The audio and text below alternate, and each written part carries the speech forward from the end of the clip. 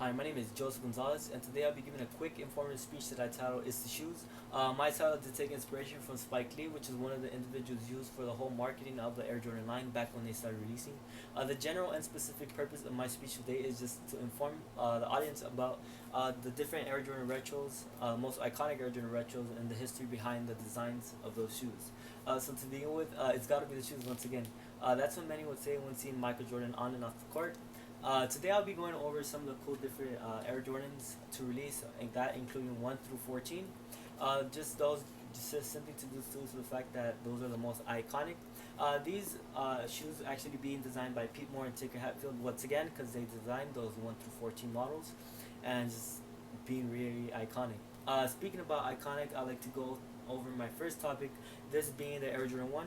The Air Jordan 1, I guess you can really say, set the foundation for the whole Air Jordan retro line and really was an instant success. According to the Chicago Tribune, they sold out instantly, and you can say it was really an instant success. Nike mentioning they had 100,000 pairs to be sold, but with the high demand and the high crave for the Air Jordan 1, they ended up selling 3 to 4 million pairs, which is a hefty number compared to that 100,000.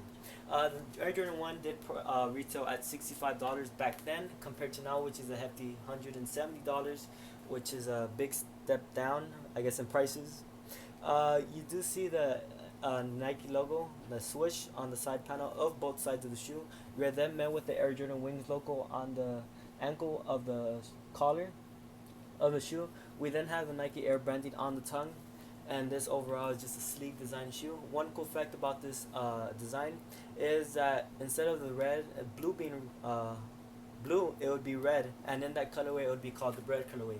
But one cool fact about that colorway is that every time Air Jordan would step on the court with that color, that red color of this shoe, he would be fined $5,000 for just stepping on the court with that shoe, which is pretty bad.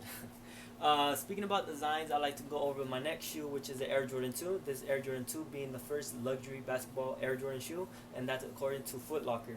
I guess you could say this is a step down when looking at the Air Jordan 1, but nothing less is just a cool shoe too.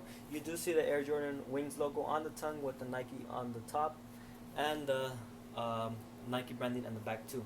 After the Air Jordan 2, we were then met with the Air Jordan 3. The Air Jordan 3 being featured in Michael Jordan's '88 season, where he did go on to win a championship and MVP. The Air Jordan 3 does include that visible air unit on the midsole. This actually being the first Air Jordan with the visible air unit.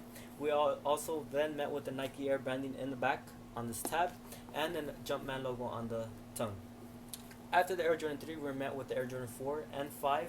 The Air Jordan 4 and 5 being these shoes right here. This is the Air Jordan 4. One cool fact about this shoe is that these lace tabs do allow you to have 15 different ways to tie your shoes. And the Air Jordan 5, one cool fact about this is that in this Air Jordan 5, it was modeled after a fighter jet. This being the teeth of the fighter jet back then when they did have teeth. And just really signifying a stealth shoe.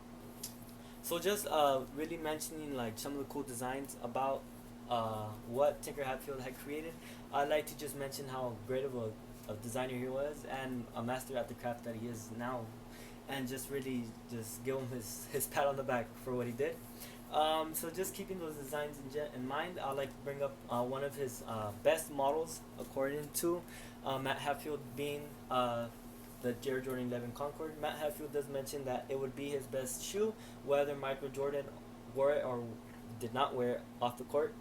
But all in all, this is the Air Jordan 11 Concord colorway, and this was actually designed after a couch to be very comfy, and it's pretty cool just to think of that.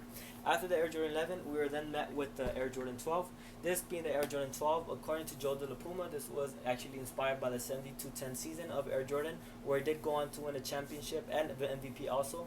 And in the back of the tab, it does say quality inspired for the greatest player ever, and that is, of course, inspired by the 72-10 season. We're also then met with the leather that is to signify reptile skin, and yeah. After the Air Jordan 12, I'd like to just give Tinker Hatfield his flowers and just mentioning one of his greatest creations ever, this being the Air Jordan 6. The Air Jordan 6 was inspired by a Jordan Sports car, this according to Stefan Albertini.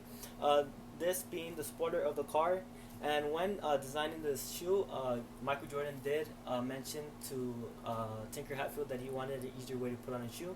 So therefore, Tinker Hatfield included these two holes on the tongue. So therefore, you're able to grab the shoe and put it on.